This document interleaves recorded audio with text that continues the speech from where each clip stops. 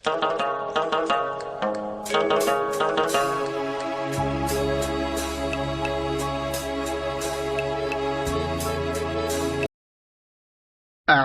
بالله من الشيطان الرجيم. براءة من الله ورسوله إلى الذين عاهدتم من المشركين فسيحوا في الأرض 4 أشهر واعلموا أنكم غير معجز الله وأن الله مخزي الكافرين. وأذان من الله ورسوله إلى الناس يوم الحج الأكبر أن الله بريء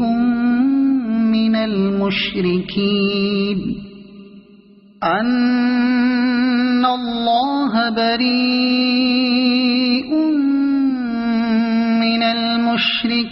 ورسوله فإن تبتم فهو خير لكم وإن توليتم فاعلموا أنكم غير معجز الله وبشر الذين كفروا بعذاب أليم. إلا الذين عاهدتم من المشركين ثم لم ينقصوكم شيئا ولم يظاهروا عليكم أحدا فأتموا إليهم عهدهم إلى مدتهم إن الله يحب المتقين. فإذا انسلخ الأشهر الحرم فاقتلوا المشركين حيث وجدتموهم وخذوهم واحصروهم واقعدوا لهم كل مرصد فإن تابوا وأقاموا الصلاة وآتوا الزكاة فخلوا سبيلهم إن الله غفور رحيم. وإن أحد من المشركين استجارك فأجره حتى يسمع كلام الله ثم أبلغه مأمنه ذلك بأنهم قوم لا يعلمون. كيف يكون للمشركين عهد عند الله وعند رسوله إلا الذين عاهدتم عند المسجد الحرام فما استقاموا لكم فاستقيموا لهم إن الله يحب المتقين. كيف وإن يظهروا عليكم لا يرقبوا فيكم إلا ولا ذمة يرضونكم بأفواههم وتأبى قلوبهم وأكثرهم فاسقون. اشتروا بآيات الله ثمنا قليلا فصدوا عن سبيله إنهم ساء ما كانوا يعملون. لا يرقبون في مؤمن إلا ولا ذمة وأولئك هم المعتدون. مهتدون فإن تابوا وأقاموا الصلاة وآتوا الزكاة فإخوانكم في الدين ونفصل الآيات لقوم يعلمون وإن نكثوا أيمانهم من بعد عهدهم وطعنوا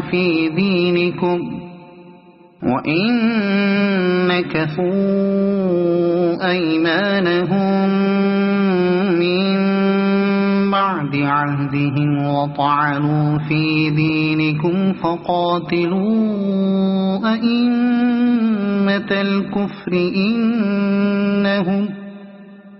فقاتلوا أئمة الكفر إنهم لا أيمان لهم لعلهم ينتهون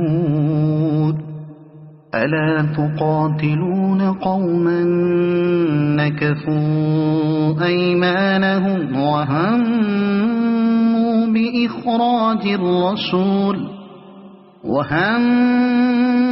بإخراج الرسول وهم بدأوكم أول مرة أتخشونهم فالله أحق أن تخشوه إن كنتم مؤمنين قاتلوهم يعذبهم الله بأيديكم ويخزهم وينصركم عليهم ويشف صدور قوم مؤمنين ويذهب غيظ قلوبهم ويتوب الله على من يشاء والله عليم حكيم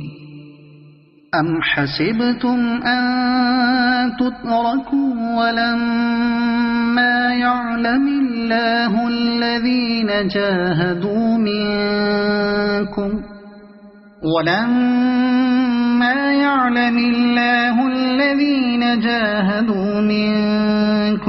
ولم يتخذوا من دون الله ولا رسوله ولا المؤمنين وليجة والله خبير بما تعملون ما كان للمشركين أن يعمروا مساجد الله شاهدين على أنفسهم بالكفر أولئك حبطت أعمالهم وفي النار هم خالدون إنما يعمر مساجد الله من آمن بالله واليوم الآخر وأقام الصلاة وآتى الزكاة ولم يخش إلا الله فعسى أولئك أن يكونوا من المهتدين أجعلتم سقاية الحاج وعمارة المسجد الحرام كمن آمن بالله واليوم الآخر وجاهد في سبيل الله لا يستوون عند الله والله لا يهدي القوم الظالمين الذين آمنوا وهاجروا وجاهدوا في سبيل الله بأموالهم وأنفسهم أعظم درجة عند الله وأولئك هم الفائزون يبشرهم ربهم برحمة منه ورضوان وجنات لهم فيها نعيم مقيم خالدين فيها أبدا إن الله عنده أجر عظيم يا أيها الذين آمنوا لا تتخذوا آباءكم وإخوانكم أولياء إن استحبوا الكفر على الإيمان ومن يتولهم منكم فأولئك هم الظالمون قل إن كان آباؤكم وأبناؤكم وإخوانكم وأزواجكم وعشيرتكم وأموال اقترفتموها وتجارة تخشون كسادها ومساكن ترضونها أحب إليكم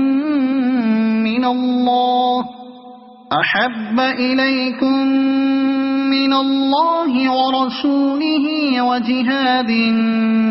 في سبيله فتربصوا حتى يأتي الله بأمره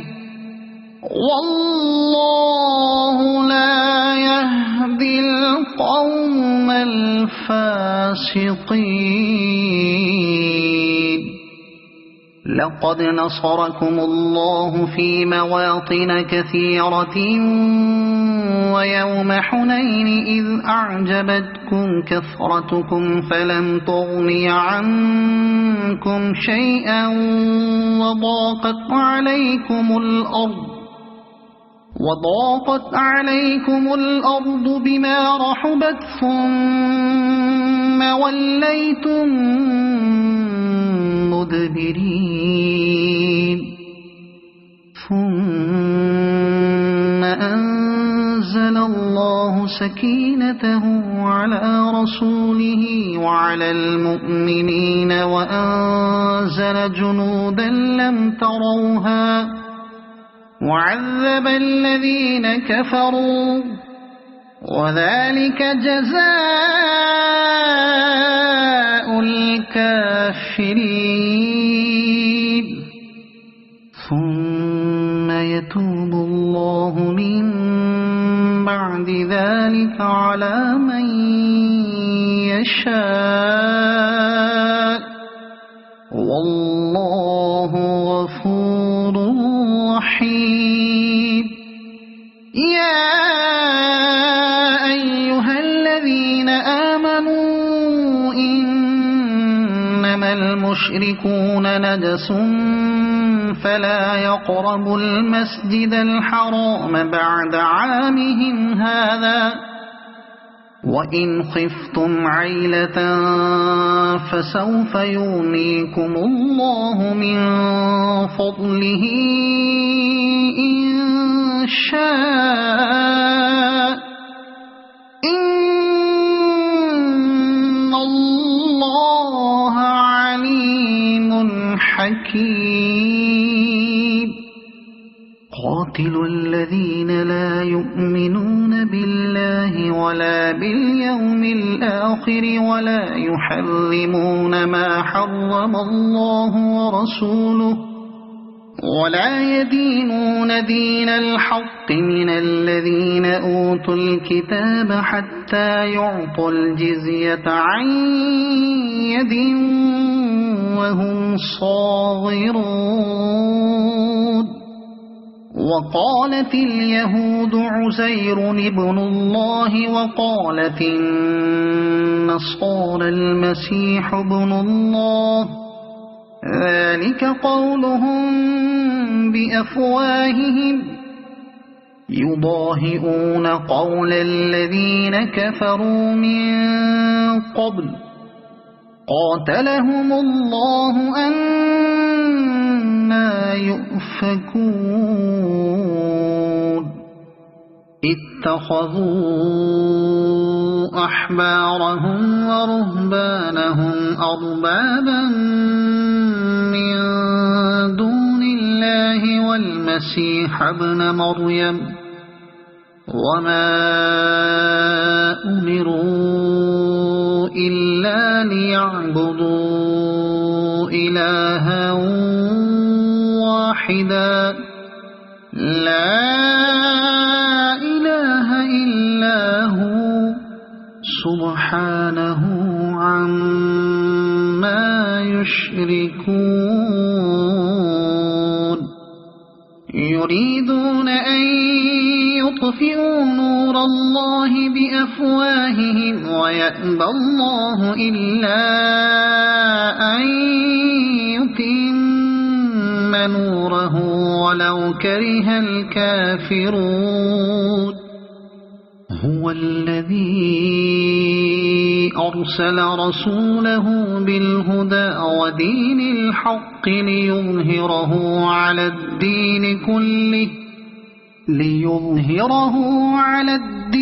كله ولو كره المشركون يا أيها الذين آمنوا إن كثيرا من الأحبار والرهبان ليأكلون أموال الناس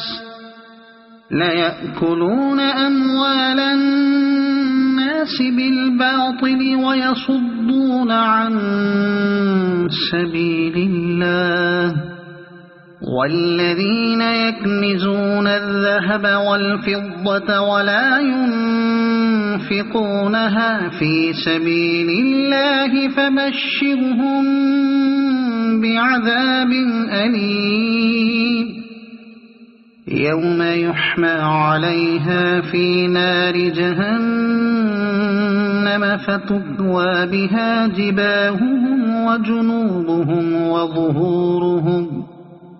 هذا ما كنزتم لأنفسكم فذوقوا ما كنتم تكنزون إن عدة الشهور عند الله 12 شهرا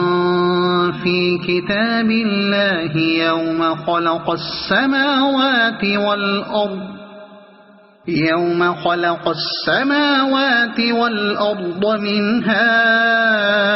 4 حرم ذلك الدين القيم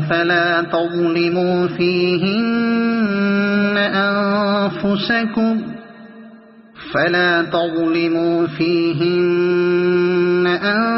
أنفسكم وقاتلوا المشركين كافة كما يقاتلونكم كافة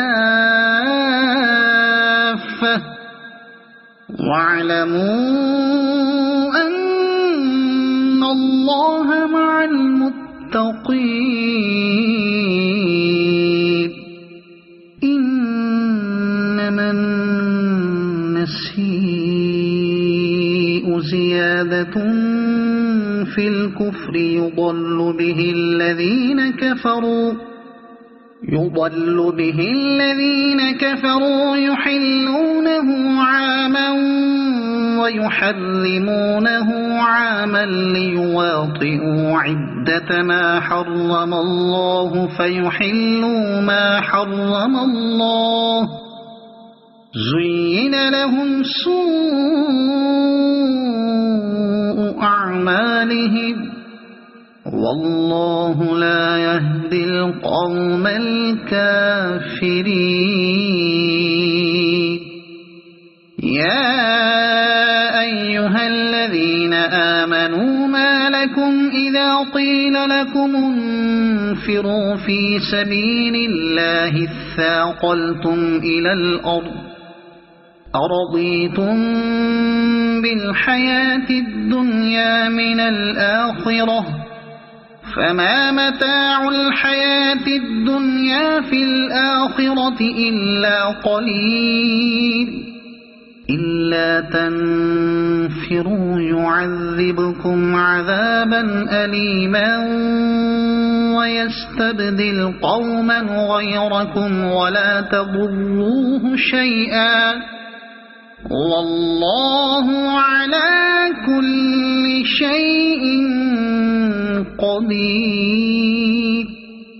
إلا تنصروه فقد نصره الله إذ أخرجه الذين كفروا ثاني اثنين إذ هما في الغار إذ يقول لصاحبه لا تحزن إن الله معنا فأنزل الله سكينته عليه وأيده بجنود لم تروها وجعل كلمة الذين كفروا السفلى وكلمة الله هي العليا والله عزيز حكيم انفروا خفافا وثقالا وجاهدوا بأموالكم وأنفسكم في سبيل الله ذلكم خير لكم إن كنتم تعلمون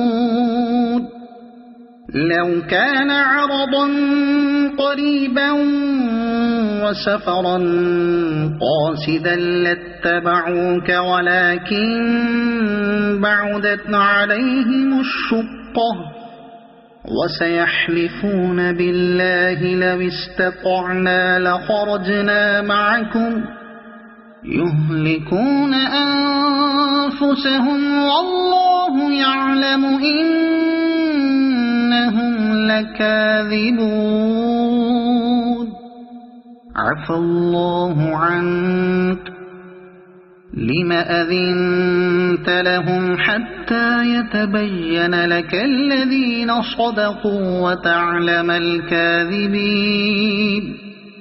لا يستأذنك الذين يؤمنون بالله واليوم الآخر أن يجاهدوا بأموالهم وأنفسهم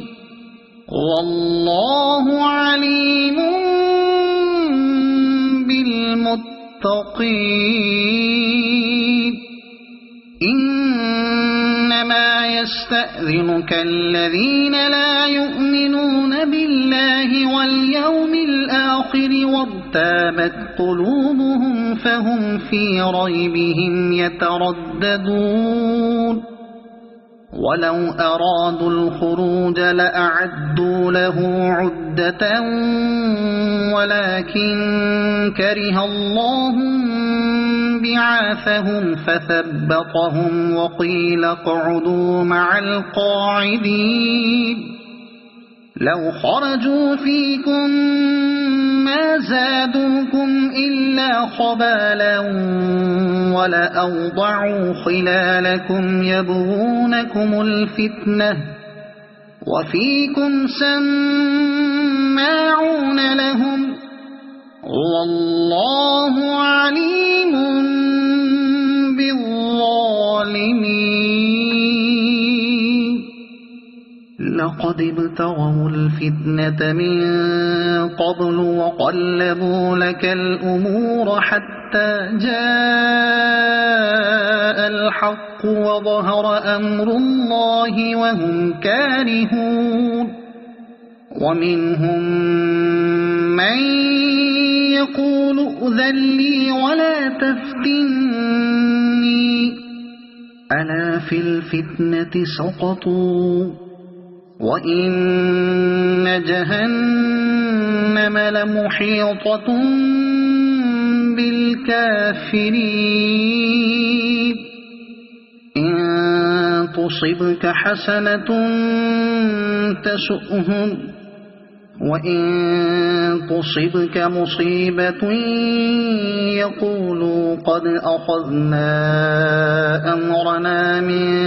قبل ويتولوا وهم فرحون قل لن يصيبنا إلا ما كتب الله لنا هو مولانا وعلى الله فليتوكل المؤمنون قل هل تربصون بنا إلا إحدى الحسنيين ونحن نتربص بكم أن يصيبكم الله بعذاب من عنده أو بأيدينا فتربصوا إنا معكم متربصون قل أنفقوا طوعا أو كرها لن يتقبل منكم إنكم كنتم قوما فاسقين وما منعهم أن تقبل منهم نفقاتهم إلا أنهم كفروا بالله وبرسوله ولا يأتون الصلاة إلا وهم كسالى ولا ينفقون إلا وهم كارهون فلا تعجبك أموالهم ولا أولادهم إنما يريد الله ليعذبهم بها في الحياة الدنيا وتزهق أنفسهم وهم كافرون ويحلفون بالله إنهم لمنكم وما هم منكم ولكنهم قوم يفرقون لو يجدون ملجأ أو مغارات أو مدخلا لولوا إليه وهم يجمحون ومنهم من يلمزك في الصدقات فإن أعطوا منها رضوا وإن لم يعطوا منها إذا هم يسخطون ولو أنهم رضوا ما آتاهم الله ورسوله وقالوا حسبنا الله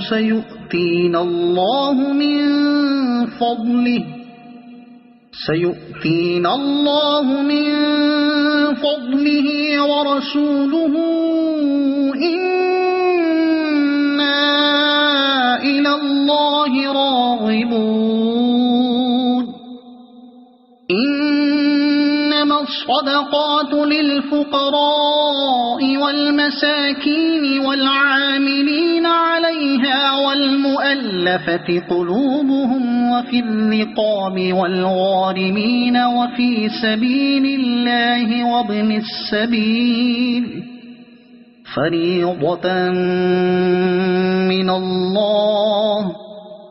والله عليم حكيم ومنهم الذين يؤذون النبي ويقولون هو أذن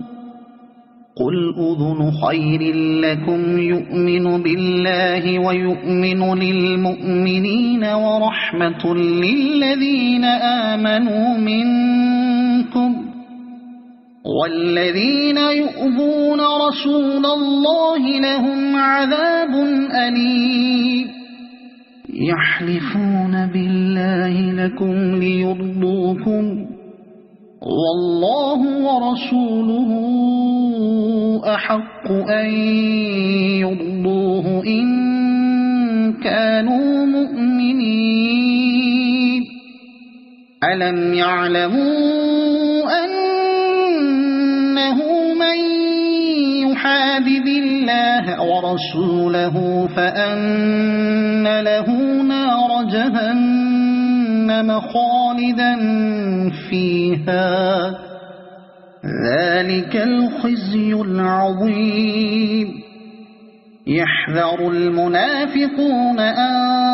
تنزل عليهم سورة تنبئهم بما في قلوبهم قل استهزئوا إن الله مخرج ما تحذرون ولئن سألتهم ليقولن إنما كنا نخوض ونلعب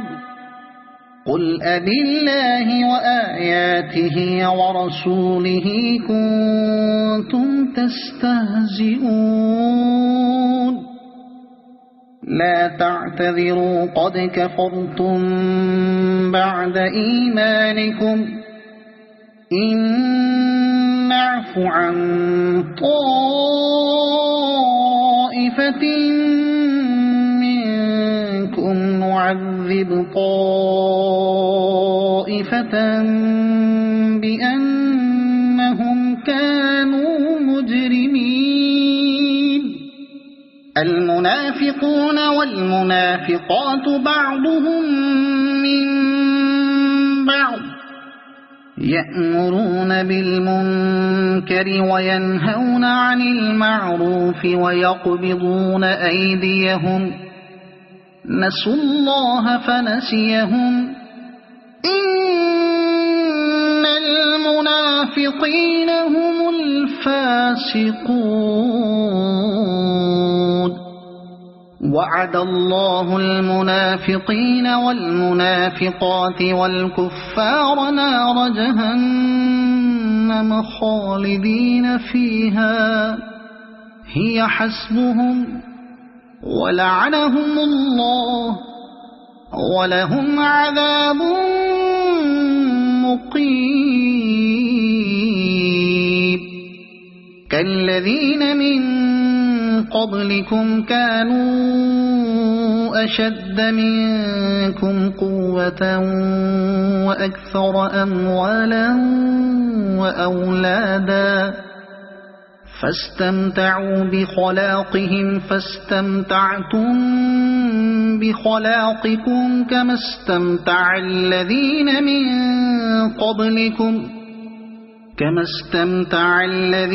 من قبلكم بخلاقهم وخضتم كالذي خاضوا أولئك حبطت أعمالهم في الدنيا والآخرة وأولئك هم الخاسرون ألم يأتهم نبأ الذين من قبلهم قوم نوح وعاد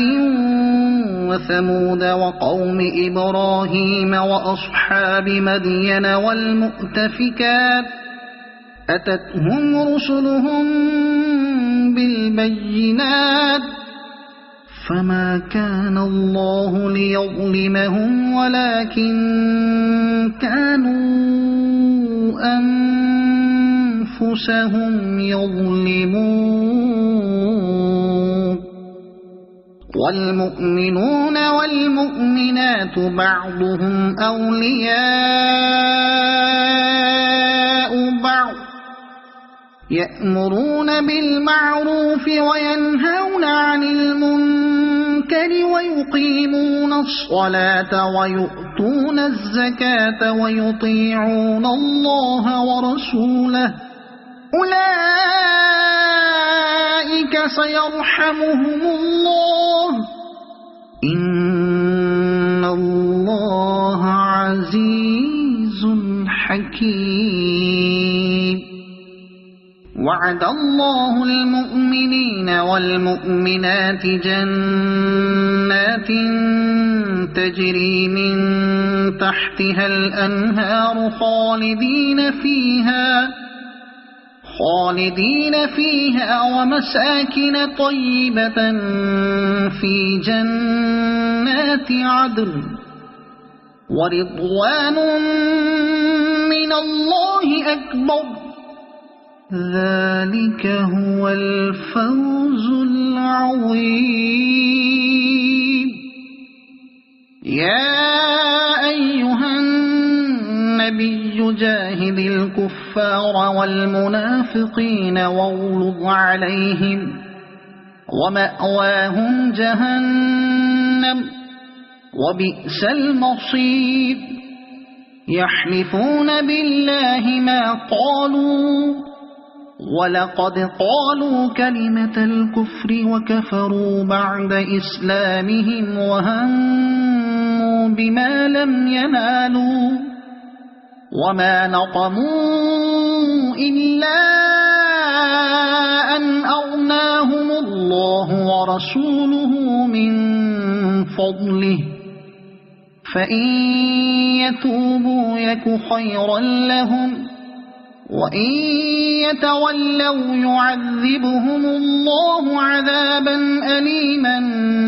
في الدنيا والآخرة وما لهم في الأرض من ولي ولا نصير ومنهم من عاهد الله لئن آتانا من فضله لنصدقن ولنكونن من الصالحين فلما آتاهم من فضله بخلوا به وتولوا وهم معرضون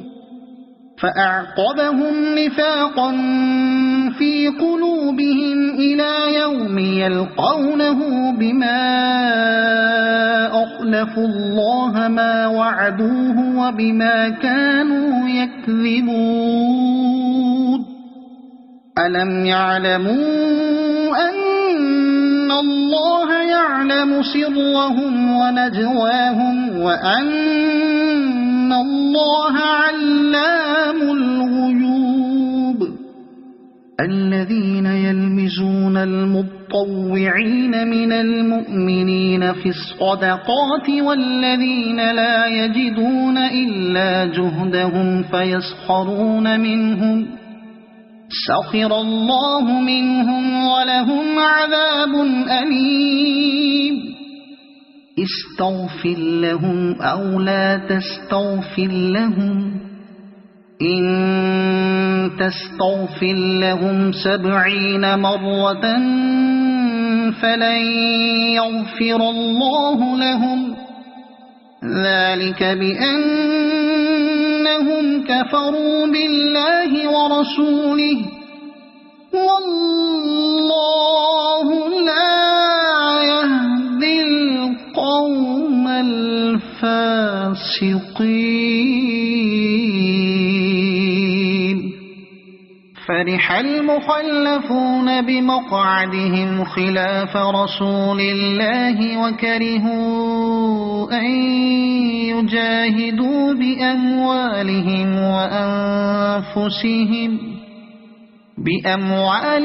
وأنفسهم في سبيل الله وقالوا لا تنفروا في الحر قل نار جهنم أشد حرا لو كانوا يفقهون فليضحكوا قليلا وليبكوا كثيرا جزاء بما كانوا يكسبون فإن رجعك الله إلى طائفة منهم فاستأذنوك للخروج فقل لن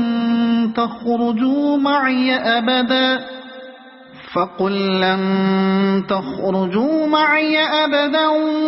ولن تقاتلوا معي عدوا إنكم رضيتم بالقعود أول مرة فاقعدوا مع الخالفين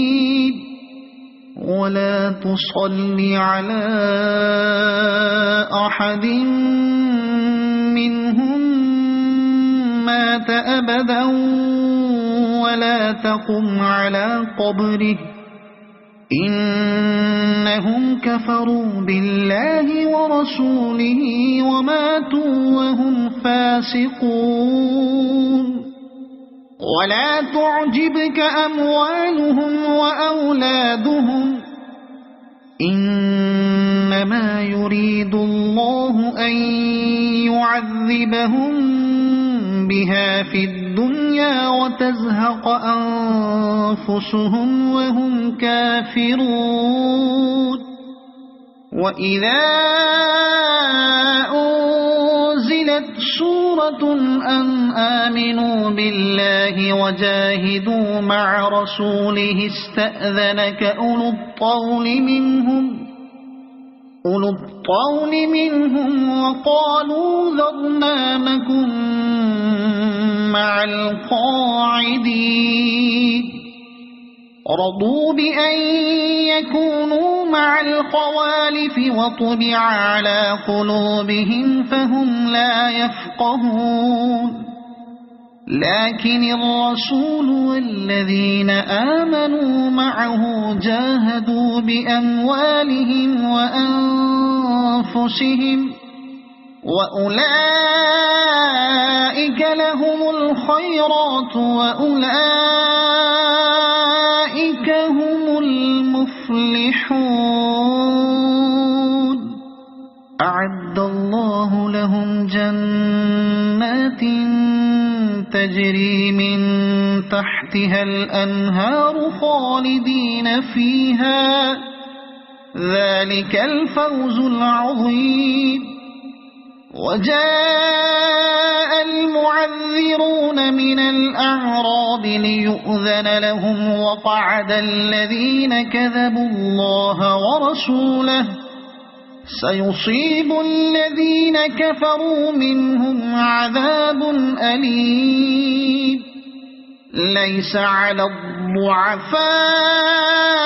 ولا على المرضى ولا على الذين لا يجدون ما ينفقون حرج إذا نصحوا لله ورسوله ما على المحسنين من سبيل والله غفور رحيم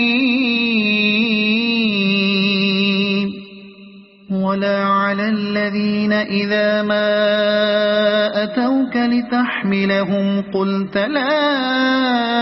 أجد ما أحملكم عليه تولوا وأعينهم تفيض من الدمع حزنا ألا يجدوا ما ينفقون إنما السبيل على الذين يستأذنونك وهم أغنياء رضوا بأن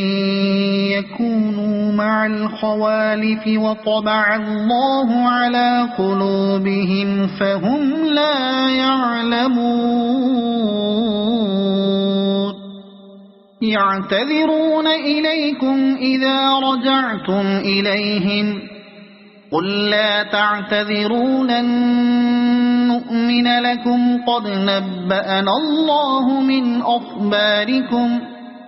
وسيرى الله عملكم ورسوله ثم تردون إلى عالم الغيب والشهادة فينبئكم بما كنتم تعملون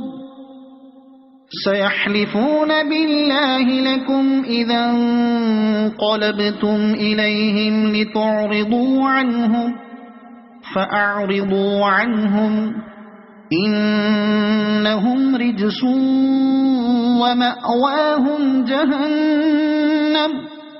جزاء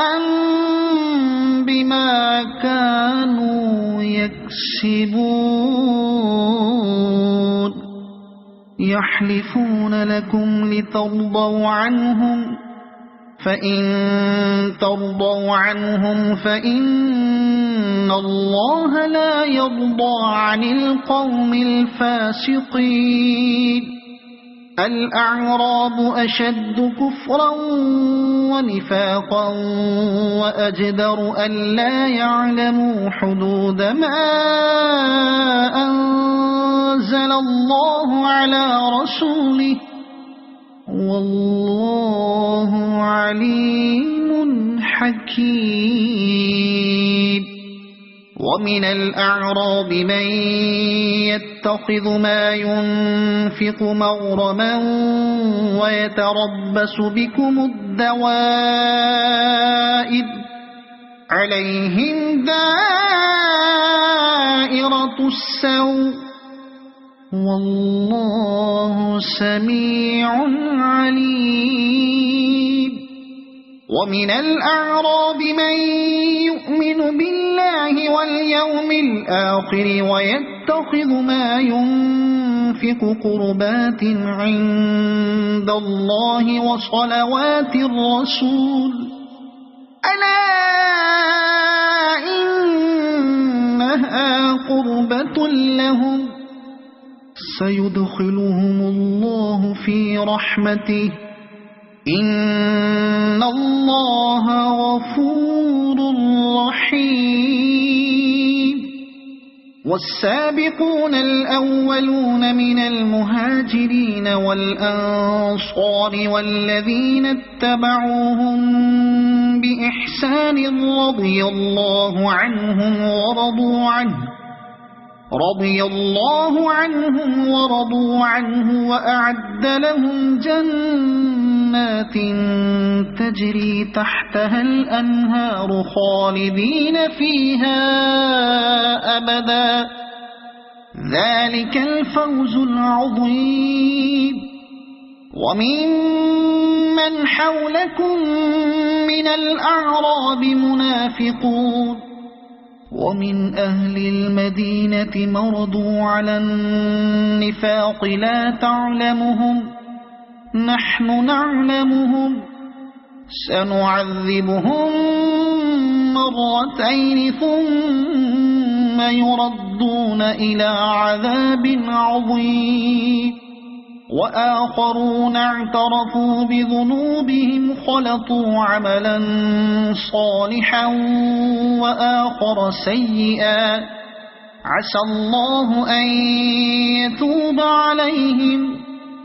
إن الله غفور رحيم خذ من أموالهم صدقة تطهرهم وتزكيهم بها وصل عليهم إن صلاتك سكن لهم والله سميع عليم ألم يعلموا أن الله هو يقبل التوبة عن عباده ويأخذ الصدقات وأن الله هو التواب الرحيم وقل اعملوا فسيرى الله عملكم ورسوله والمؤمنون وستردون إلى عالم الغيب والشهادة فينبئكم بما كنتم تعملون وآخرون مرجون لأمر الله إما يعذبهم وإما ما يتوب عليهم والله عليم حكيم والذين اتخذوا مسجدا ضرارا وكفرا وتفريقا بين المؤمنين وإرصادا لمن حارب الله ورسوله من قبل وليحلفن إن أردنا إلا الحسنى والله يشهد إنهم لكاذبون لا تقم فيه أبدا لمسجد أسس على التقوى من أول يوم أحق أن تقوم فيه رجال يحبون أن يتطهروا والله يحب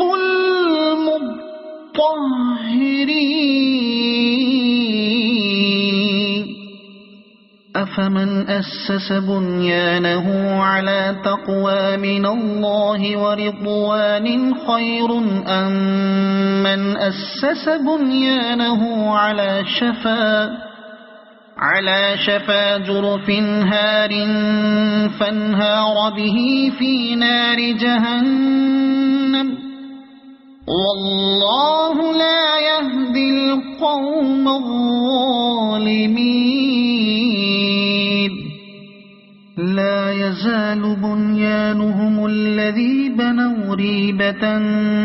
في قلوبهم إلا أن تقطع قلوبهم والله عليم حكيم إن الله اشترى من المؤمنين أنفسهم وأموالهم بأن لهم الجنة يقاتلون في سبيل الله فيقتلون ويقتلون وعدا عليه حقا في التوراة والإنجيل والقرآن ومن أوفى بعهده من الله فاستبشروا ببيعكم الذي بايعتم به وذلك هو الفوز العظيم التائبون العابدون الحامدون السائحون الراكعون الساجدون الآمرون بالمعروف والناهون عن المنكر والحافظون لحدود الله وبشر المؤمنين ما كان للنبي والذين آمنوا أن يستغفروا للمشركين ولو كانوا أولي قربى من بعد ما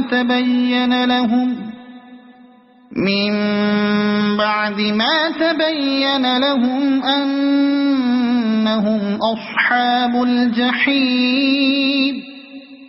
وما كان استغفار إبراهيم لأبيه إلا عن موعدة وعدها إياه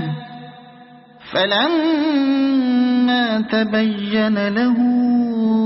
أنه عدو لله تبرأ منه إن إبراهيم لأواه حليم وما كان الله ليضل قوما بعد إذ هداهم حتى يبين لهم ما يتقون إن الله بكل شيء عليم إن الله له ملك السماوات والأرض يحيي ويميت وما لكم من دون الله من ولي ولا نصير. لقد تاب الله على النبي والمهاجرين والأنصار الذين اتبعوه في ساعة العسرة من بعد ما كاد يزيغ قلوب فريق منهم ثم تاب عليهم إنه بهم رءوف رحيم. وعلى الثلاثة الذين خلفوا حتى إذا ضاقت عليهم الأرض بما رحبت وضاقت عليهم أنفسهم وظنوا أن لا ملجأ من الله إلا إليه ثم تاب عليهم ليتوبوا إن الله هو التواب الرحيم. يا أيها الذين آمنوا اتقوا الله وكونوا مع الصادقين. ما كان لأهل المدينة ومن حولهم من الأعراب أن يتخلفوا عن رسول الله ولا يرغبوا بأنفسهم عن نفسه ذلك بأنهم لا يصيبهم ظمأ ولا نصب ولا مخمصة في سبيل الله ولا يطؤون موطئا يغيظ الكفار ولا ينالون من عدو نيلا إلا كتب لهم به عمل صالح إن الله لا يضيع أجر المحسنين.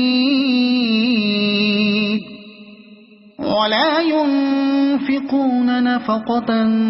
صغيرة ولا كبيرة ولا يقطعون واديا إلا كتب لهم ليجزيهم الله أحسن ما كانوا يعملون. وما كان المؤمنون لينفروا كافة فلولا نفر من كل فرقة منهم طائفة ليتفقهوا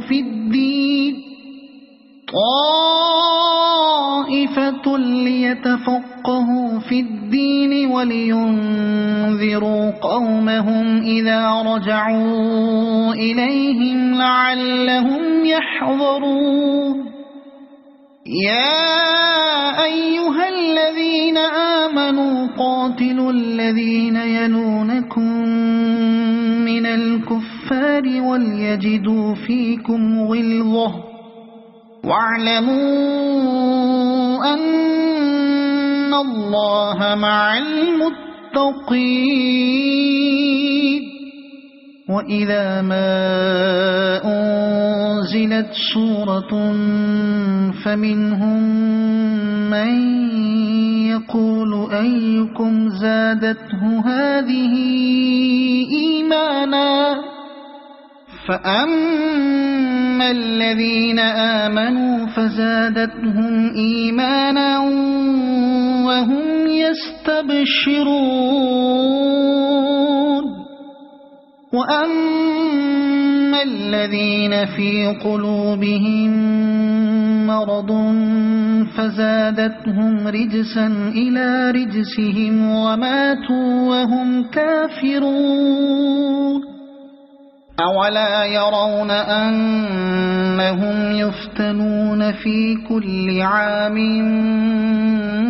مرة أو مرتين ثم لا يتوبون ولا هم يذكرون وإذا ما أنزلت سورة نظر بعضهم إلى بعض هل يراكم من أحد ثم انصرفوا صرف الله قلوبهم بأنهم قوم لا يفقهون لقد جاءكم رسول من أنفسكم عزيز عليه ما عنتم حريص عليكم بالمؤمنين رؤوف رحيم فإن تولوا فقل حسبي الله لا إله إلا هو عليه توكلت وهو رب العرش العظيم